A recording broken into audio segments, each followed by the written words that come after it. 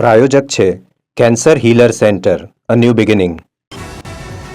સુરેન્દ્રનગર લીંબડીના બોરાણા ગામે અંગત અદાવતમાં હુમલો. સામાન્ય બોલાચાલી બાદ મામલો ઉગ્ર બન્યો. લાકડી ધોકાની તીક્ષ્ણ હથિયાર વડે હુમલો કરાયો. 3 લોકો ઇજાગ્રસ્ત થતા સારવાર હેઠળ. પોલીસે ગામમાં બંદોબસ્ત ગોઠવ્યો. ભરૂચના સાંસદ મનસુખ વસાવા નબીપુર પોલીસ પર ગંભીર આક્ષેપ કર્યા. કવિઠા ગામના યુવાને પોલીસે ત્રાસી આપઘાત કર્યાનો આક્ષેપ. મનસુખ વસાવાએ ન્યાયિક તપાસની માંગ કરી. મૃતકની સુસાઇડ નોટ સોશિયલ મીડિયા પર પોસ્ટ કરી. પોલીસ દારૂના કેસમાં ખોટી રીતે હેરાન કરતી હોવાના આરોપ. ખોટી રીતે પરિવારને હેરાન કરનાર સામે તપાસ થાય તેવું રજૂઆત કરી. સરકારી હોસ્પિટલ ખાતે મૃતક યુવકના પરિવારનો વિરોધ. જવાબદાર પોલીસ અધિકારી સામે કાર્યવાહી કરવાની પરિવારની માંગ. જ્યાં કાર્યવાહી નહીં થાય ત્યાં સુધી મૃતદેહ સ્વીકારવાનો પરિવારનો ઇનકાર.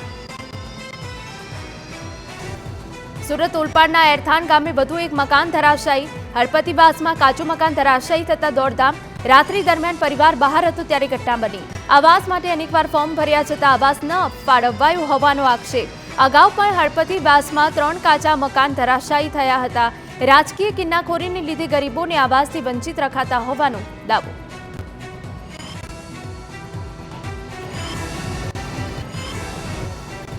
વડોદરામાં નશાકારક કફ સિરપ વેચવાનું કૌભાંડ ઝડપાયું. બાતમીના આધારે એસઓજીએ કાર્યવાહી કરી.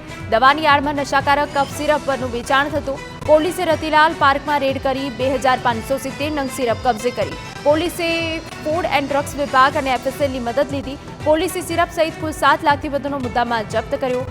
2 આરોપીની ધરપકડ કરી 6 દિવસના રિમાન્ડ મેળવ્યા. ભરૂચ અંકલેશ્વરથી સુરતે જોડતા સ્ટેટ હાઈવે પર અકસ્માતની ઘટના. દંતુરિયા ગામ નજીક કાર અને પેસેન્જર છકડા વચ્ચે અકસ્માત થતા 8 લોકોને ઇજાઓ થતા સારવાર માટે ખસેડાયા. અંકલેશ્વર ગ્રામ્ય પોલીસે બનાવ અંગે તપાસ શરૂ કરી.